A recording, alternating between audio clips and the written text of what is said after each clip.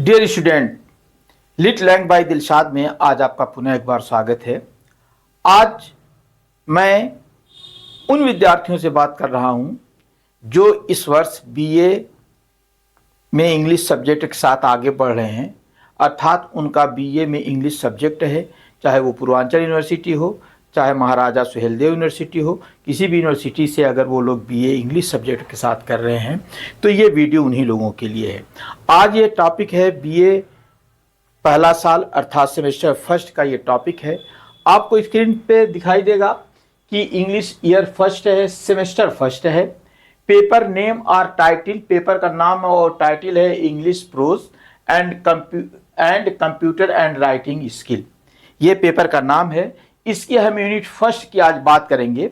इस first unit में का नाम है an introduction to Indian writing in English, और इसमें भी है contribution of sir Aurobindo, Rabindranath Tagore, K S Venkata Ramani, Bhabani Bhattacharya, R K Narayanan, Mulk Raj Anand, Sarojini Naidu, Kamala Markandaya and Nayantara Sahgal etcetera. इसमें इतने लोगों ने क्या क्या है towards the growth of the Indian writing in English. Indian writing in English में इन लोगों ने क्या कंट्रीब्यूशन किया है, इसी के बारे में आज हम बात कर रहे हैं। तो इसमें लगभग सभी लोगों को पढ़ चुके हैं। आज हम अध्ययन करेंगे कमला मार्कंड्या जी के बारे में।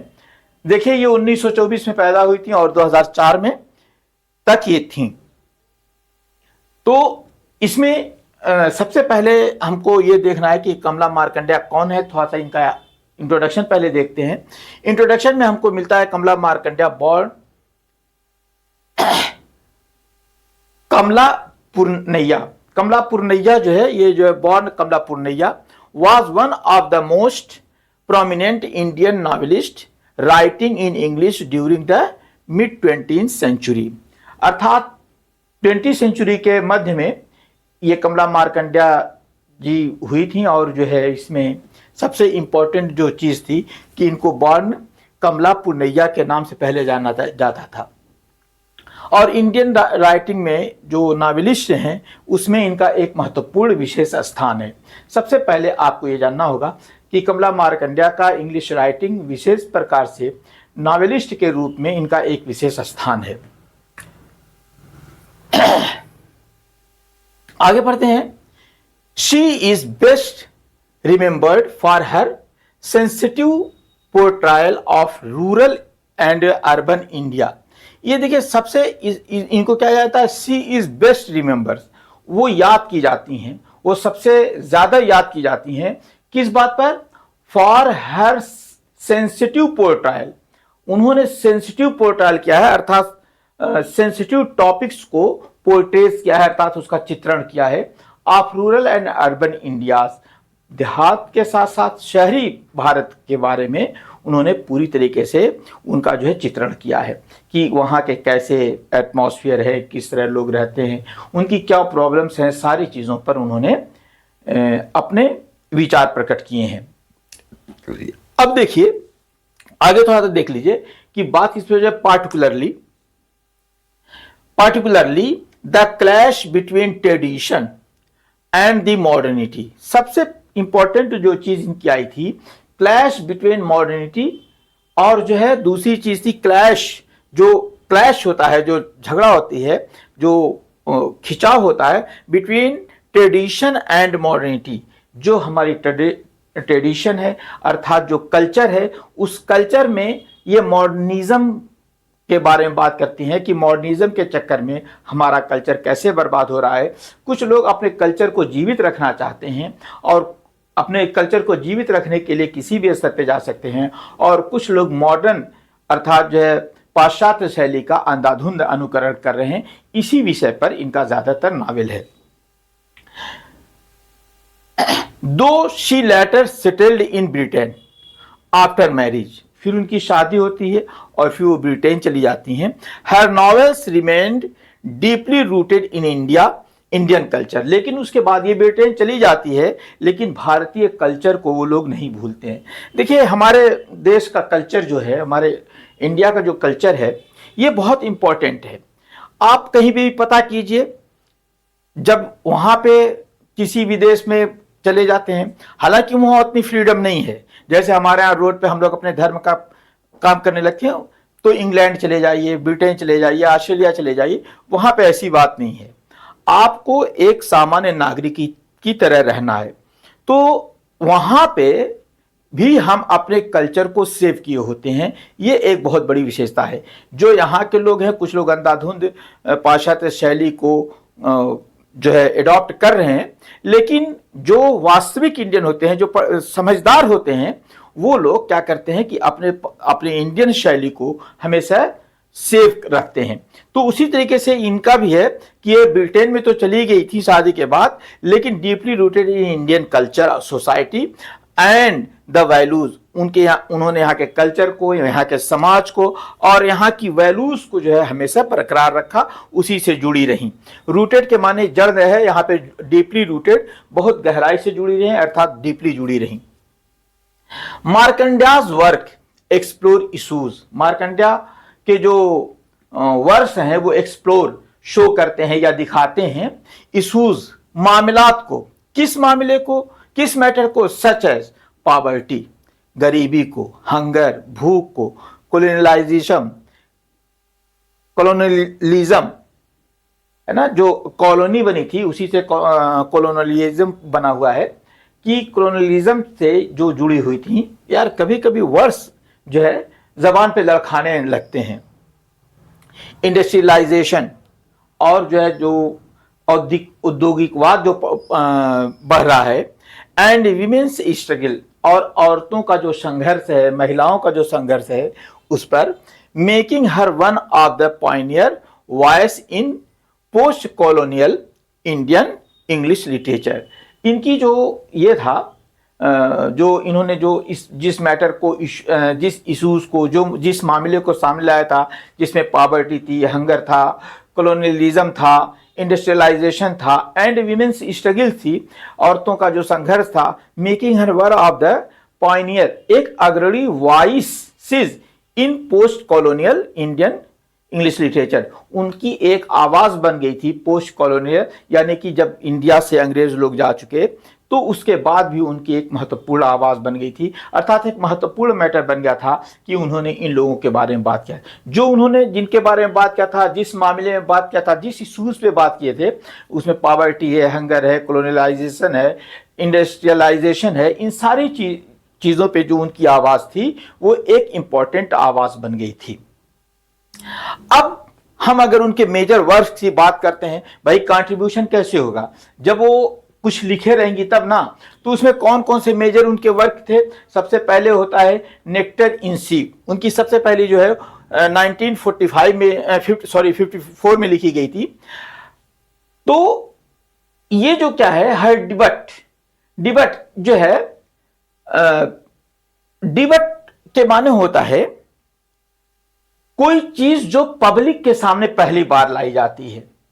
जब कोई पब्लिक के सामने पहली बार आता है तो उसे डिबेट कहते हैं, यानी कि उनका पब्लिक के सामने पहला प्रदर्शन एंड मोस्ट सेलिब्रेटेड नॉवेल, जो पब्लिक के सामने उनकी सबसे पहली नॉवेल आई थी, प्रदर्शित हुई थी और मोस्ट सेलिब्रेटेड थी, सबसे महत्वपूर्ण थी, वो नॉवेल थी ये कौन, नेक्टर इन सीप, और portraying the struggle of the Rukmini. ये पोर्ट्रेल करती है, प्रदर्शन करती है, दिखाती है, शो करती है किस चीज को, स्ट्रगल को।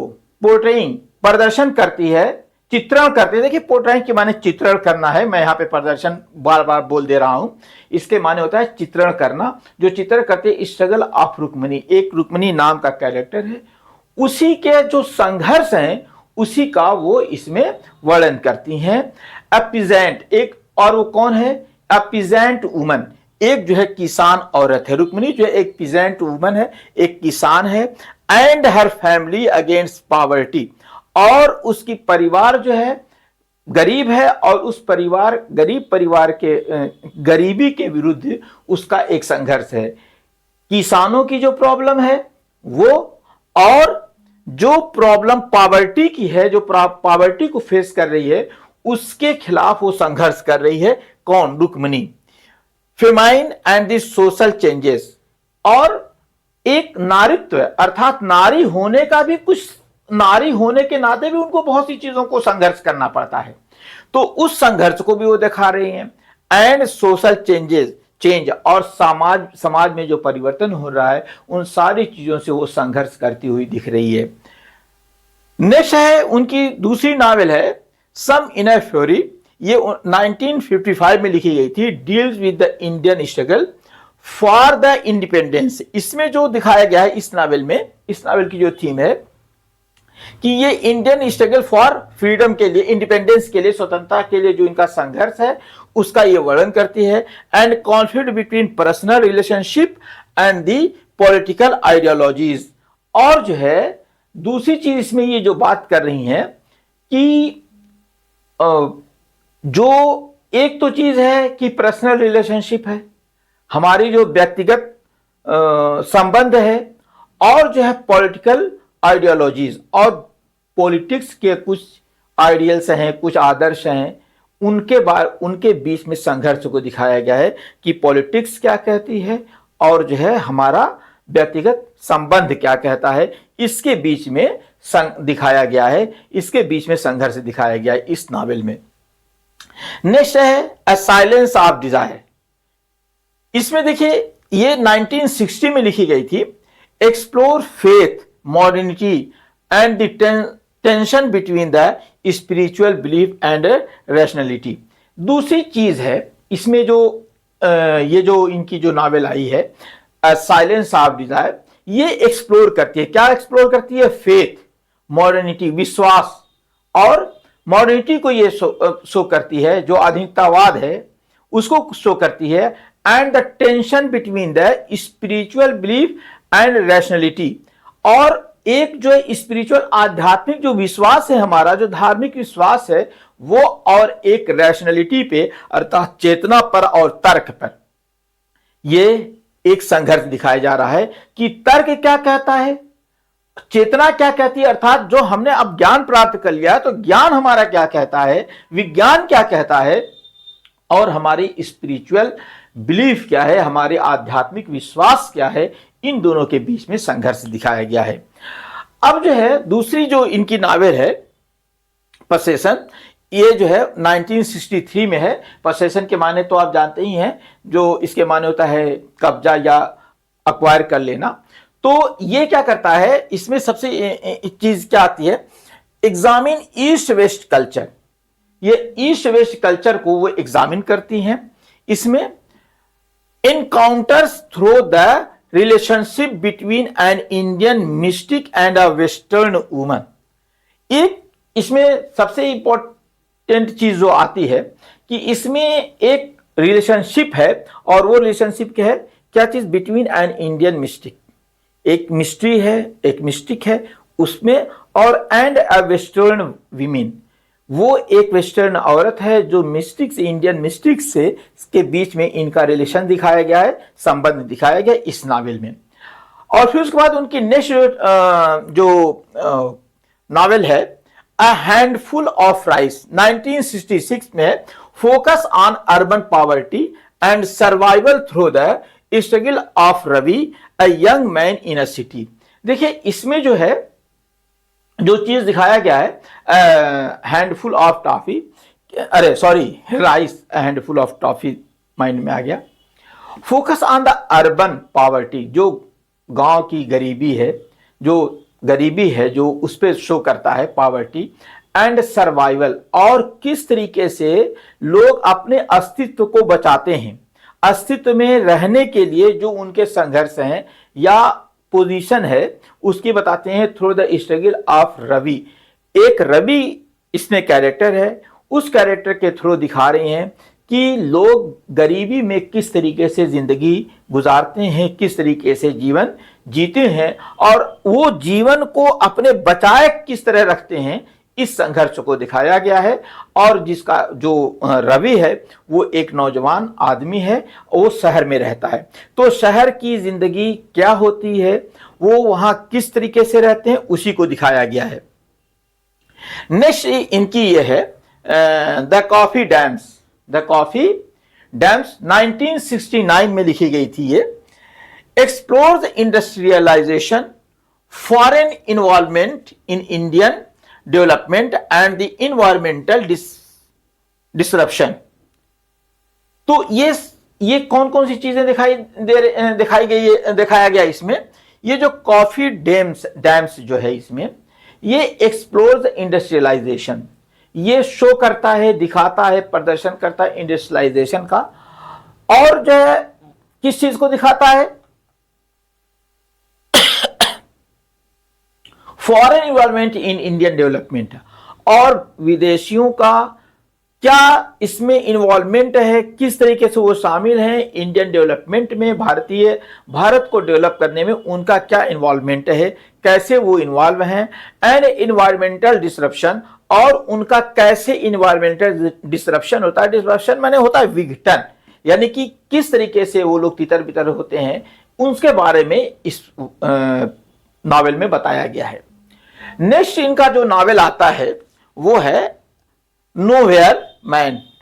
ये 1972 में लिखा गया था, नोवेयर द मैन। इसमें क्या है, addresses the alienation and racial discrimination faced by the Indians in England. अब ये जो 1972 में जो इनका नॉवेल आया हुआ है वो एड्रेस द एलाइनेशन। सबसे पहले वो एलाइनेशन माने अलग होना, यानी कि लोग जो अलग हो रहे हैं किससे, एंड रेशियल डिस्क्रिमिनेशन, और जातिगत भेदभाव faced by the Indians in England, जो इंग्लैंड में लोग भेदभाव के शिकार होते हैं उस पर वर्णन किया है उन्होंने कि किस तरीके से भारतीय लोग इंग्लैंड में जातिगत भावनाओं से एक दूसरे से अलग हो रहे हैं, उसके बारे में उन्होंने वर्णन किया है। नेक्स्ट नॉवेल आती है टू वर्जिन्स। ये 1973 में आई है। देखिए इसमें है डील्स विद द वुमन। इस किसमें बात हो रही है, औरतों से संबंधित है, सेक्सुअलिटी, उनकी विमेन सेक्सुअलिटी के बारे में बात हो रही है। मॉडर्न टेम्पटेशन, यानी कि जो है ऐसा होता है मॉडर्न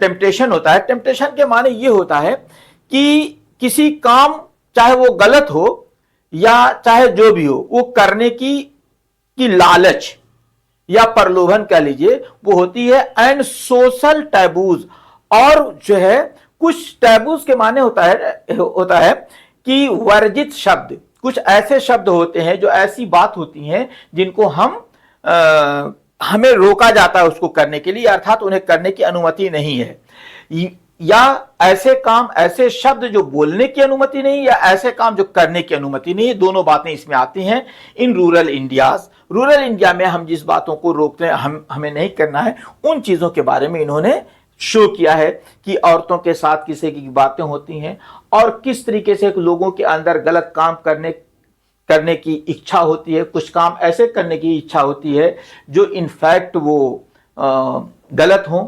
उन चीज़ों को इसमें दिखाया गया है। बड़ी शानदार इसमें बहुत अच्छे तरीके से उन्होंने शो किया है कि किस तरीके से लोगों की इच्छा जो होती है वो उसको लोग कर डालते हैं, भले ही वो गलत हो। बहुत सी इच्छाएं होती हैं उनको करने की, वो कर डालें, उसी के बारे में इसमें बात किया गया है। मैंने थोड़ा सा इसको अध्ययन किया था, लेकिन बहुत ज़्यादा नहीं, ऐसे ही थोड़ा सा देखा था तो मुझे अच्छी लगी थी।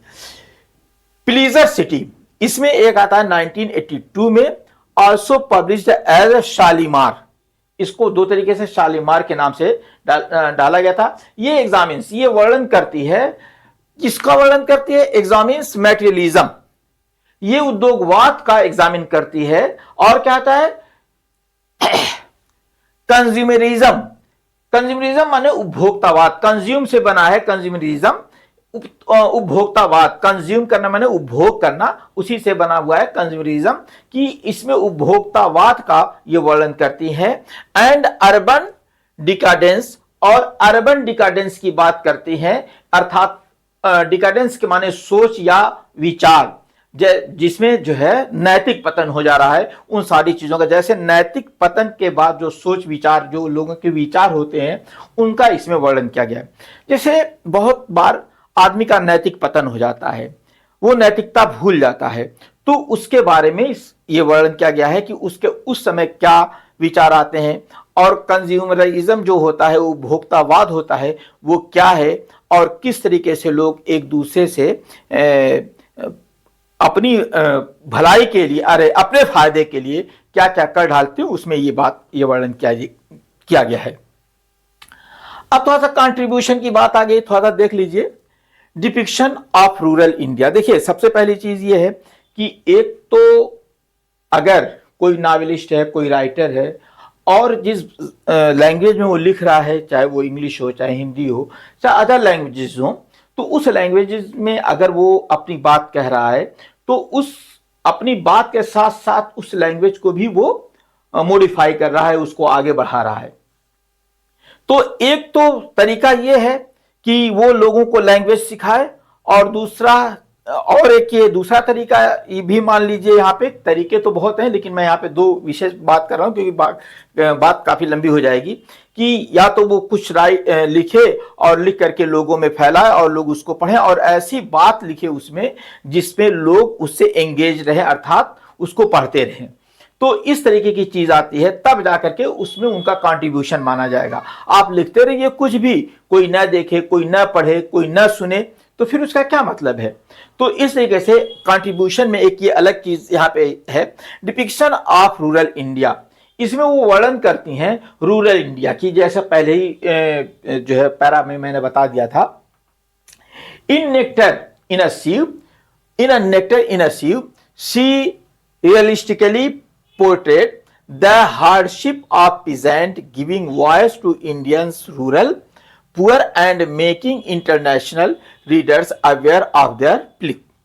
देखिए शॉर्ट में सुनिए क्योंकि वीडियो बहुत लंबा हो रहा है, कि जो नेक्टर इन सीव आया था, पहले मैं इसको बता चुका हूं कि इसमें रियलिस्टिकली जो है पोर्ट्रेट करते हैं, बहुत वास्तविकता पूर्ण तरीके से चित्रण करती हैं हार्डशिप ऑफ पीजेंट, किसानों के जो हार्डशिप मेहनत है उसको या वर्णन करती हैं। Giving voice to Indians rural people, और जो है रूरल पीपुल का इसमें वर्णन कर रही हैं। मेकिंग इंटरनेशनल रीडर्स अवेयर, और उसके बारे में इंटरनेशनल रीडर्स को अवेयर कर रही हैं कि किस तरीके से ये लोग रहते हैं। ऑफ देयर प्लिथ, और उनकी प्लिथ के बारे में बता रहे हैं कि उनकी क्या क्या चीजें हैं, उनकी क्या परेशानी है, उन सारी चीजों को वो बता रहे हैं। इसमें अगली बात आती है tradition versus modernity. Her novels consistently highlight the tension between the traditional Indian ways of life and the forces of the modernization and industrialization, making her work deeply relevant to India's transition in the 20th century। देखिए paragraph थोड़ा सा बड़ा हो गया है, जैसे इसको देखिएगा कि वो क्या इसमें कर रहे हैं। इसमें सबसे पहली चीज आ रही है ट्रेडिशन वर्सेस मॉडर्निटी। ये बात जो आ रही है कि उनकी नावल जो है वो क्या करती हैं, कंसिस्टेंटली, बहुत दृढ़ता पूर्वक वो बताती हैं क्या, हाइलाइट्स, वो हाईलाइट करते हैं। क्या हाईलाइट करती हैं? द टेंशन को हाईलाइट करती हैं। किसको? Between traditional Indian ways, tradition जो है इंडिया का, जो कल्चर है, जो तरीका है, उस तरीके से of life and the forces of modernisation, और जो मॉडर्नाइजेशन, आधुनिकतावाद का जो फोर्स है, जो ताकत है, उसको दिखा रही हैं। और इंडस्ट्रियलाइजेशन, जो औद्योगिकरण का जो ताकत है, उसको भी दिखा रही हैं। Making her works deeply relevant, जो बहुत ही मुनासिब बनाता है टू इंडियन ट्रांजिशन, और इंडियन ट्रांजिशन यानी कि जो भारतीय दशा या रूप में जो परिवर्तन हो रहा है, उसका ये बहुत शानदार तरीके से, ट्रांजिशन के माने होता है परिवर्तन, किसी जो है चीज में परिवर्तन, और इस तरीके का परिवर्तन जिससे एक चीज बर्बाद हो। जैसे हम लोग मॉडर्नाइजेशन को जब ये करते हैं, एक्सेप्ट करते हैं, अंधाधुंध उसको फॉलो करते हैं, तो हमारी जो इंडियन कल्चर है वो आहत होता है। तो उसी को ट्रांजिशन कहा जाता है, जिससे वो इंडियन ट्रांजिशन को, यानी इंडियन कल्चर के ट्रांजिशन आहत हो रहा है, उसको बड़ी सुंदरता पूर्वक वो प्रस्तुत कर रही हैं। अगली चीज आ रही है ये ना, हाँ, वीमेन्स पर्सपेक्टिव्स, औरतों के जो विचार हैं उसको कह रहे हैं एज वन ऑफ द यहाँ देखिए, as one of the leading female novelist in India English in Indian English literature, Markandaya highlighted women's struggle in both rural and urban setting, focusing on the resilience, identity and dignity. देखिए इसमें वो लोग जो दूसरी चीज जो इसमें वर्णन कर रही हैं, चूंकि एक ये विमेन थी, औरत थी, वुमन थी, औरत थी, और उन्होंने बहुत सी चीज़ों को किया, तो as one of the leading female novelist की बात हो रही है इन इंडियन इंग्लिश लिटरेचर। ये एक बहुत ही इम्पॉर्टेंट जो है अग्रणी जो है वीमेन राइटर हैं। मार्कंडेय हाईलाइट्स, अब यहाँ पे है मार्कंडेय हाईलाइट्स वीमेन्स स्ट्रगल, ये विशेष प्रकार से औरतों के संघर्षों को, महिलाओं के संघर्षों को बताते हैं इन both rural and urban setting, दोनों रूरल में भी, देहात जो है और जो है शहर के हैं उनके भी। फोकसिंग आर रिसाइलेंस, अर्थात जो है जो ऐसी जो है देखिए रिसाइलेंस के माने होता है लचीलापन, लेकिन इसके माने ये है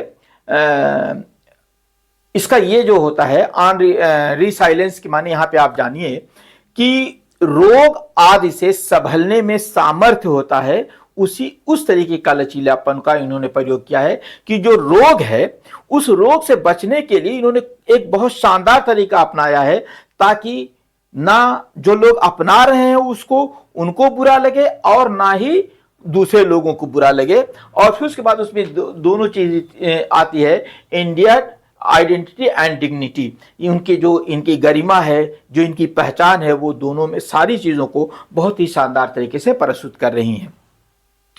अब आगे जो टॉपिक आता है क्रॉस कल्चर इनकाउंटर्स। अब देखिए क्रॉस कल्चर, जो कल्चर है वो क्रॉस हो जाता है, मतलब कि या इनकाउंटर हो जाता है, उसके एक दूसरे के विरुद्ध आ जाती हैं। तो इसमें आता है several of her work like possessions and the nowhere man explore the relationship between the east and the west. इनकी जो नावल हैं, दो मेन नावल हैं, जो जैसे पोसेशन है इसके बारे में मैंने वर्णन कर लिया था, और द नो वेयर मैन ये है एक्सप्लोर, ये शो करता है क्या, relationship between the east and west, east और वेस्ट के बीच जो है ये संबंध प्रस्तुत करता है। दूसरी चीज इसमें आती है colonial and the post colonial identities. इसमें कॉलोनियल जो अंग्रेजों का जमाना था, और जो है पोस्ट कॉलोनियल जो फिर स्वतंत्रता के बाद की बात थी, वो जो पहचान है उसका वर्णन करती हैं। एंड दी इमिग्रांट एक्सपीरियंस, और जो लोग इमिग्रांट कर जाते हैं, अर्थात जो है जो लोग इधर से कुछ लोग चले जाते हैं या कहीं से आकर के बस जाते हैं, उन सब लोगों का ये बड़े शानदार तरीके से वर्णन करती हैं और उनका एक एक्सपीरियंस अपना प्रस्तुत करती हैं। अगर हम ग्लोबल रिकॉग्निशन की बात करते हैं तो Markandaya introduced Indian English fiction to international audiences. जो इन्होंने सबसे इंपॉर्टेंट जो काम किया था मार्कंडेय ने, कि इंडियन इंग्लिश फिक्शन को क्या किया था, इंटरनेशनल ऑडियंस को इंट्रोड्यूस किया था, making Indian social realities and philosophical concern accessible to the readers across the world. इसमें यह हुआ था कि जो मार्कंडेय ने इंट्रोड्यूस किया था इंडियन इंग्लिश फिक्शन को टू इंटरनेशनल ऑडियंस, इंटरनेशनल अंतरराष्ट्रीय ऑडियंस को इन्होंने इंट्रोड्यूस कर दिया था इंडियन फिक्शन को, मेकिंग इंडियन सोशल रियलिटीज। और सबसे इंपॉर्टेंट इसमें चीज थी कि उन्होंने सामाजिक वास्तविकता को ले जाकर के दिया था, एंड फिलोसफिकल कंसर्न, और फिलोसफिकल संबंधों को भी दिखाया था, फिलोसफिकल जो मैटर्स थे उसको भी दिखाया था, एक्सेसिबल, और जो उस तरीके से जहां पे भी वो पहुंच सकता था ऐसा वहां तक पहुंचा दिया था जहां तक वो पहुंच सकता था, to reader across the world, पूरे विश्व में जहां तक वो पहुंच सकता था वहां तक उन्होंने इनको पहुंचा दिया था, भारतीय जो है अपने जो है इंडियन फिक्शन को। चलिए थोड़ा सा इसको देख लीजिए, मैंने इसको हिंदी में भी डाल दिया है ताकि आपको समझने में परेशानी ना हो, क्योंकि आप अभी बीए पार्ट 1 में हैं और अभी बहुत अच्छी तरीके से इंग्लिश को पढ़ना या समझना आपके लिए थोड़ा मुश्किल होगा, तो इसलिए मैंने इसको हिंदी में डाल दिया है ताकि आप हिंदी से भी समझ करके अपने उत्तर तैयार कर सकें और परीक्षा में अच्छे नंबर प्राप्त कर सकें। तो इसको चाहे जैसे आप चाहे पढ़ सकते हैं, या तो आप इसका स्क्रीनशॉट ले लीजिए, चाहे जो है वीडियो रोक करके देख लीजिए। वैसे पीडीएफ भी मैं देने दूंगा, इसमें आपको इसका पीडीएफ भी मिल जाएगा डिस्क्रिप्शन में। अब इसके बाद मैंने इसमें कुछ क्वेश्चंस दिए हैं, एक्सपेक्टेड यूनिवर्सिटी एग्जाम क्वेश्चन है। संभव है कि इसी तरह के क्वेश्चन आपसे पूछे जाएं, केवल ये मॉडल के रूप में मैंने आपको दिया है। देखिए क्वेश्चन नंबर 1 जो मैंने दिया है, discuss Kamala Markandaya's novel nectar in a sieve as a picture of the rural India life. ये क्वेश्चन हो गया है, इसको आप देख सकते हैं, चाहे ये कर लीजिए, स्क्रीनशॉट लीजिए, चाहे वीडियो रोक करके देख लीजिए। फिर दूसरा क्वेश्चन है, examine the theme of the tradition versus modernity in Kamala Markandaya's novel. Kamala Markandaya's की नॉवेल में जो ट्रेडिशनल और मॉडर्निटी का जो थीम है उसको आपको वर्णन करना है इसमें।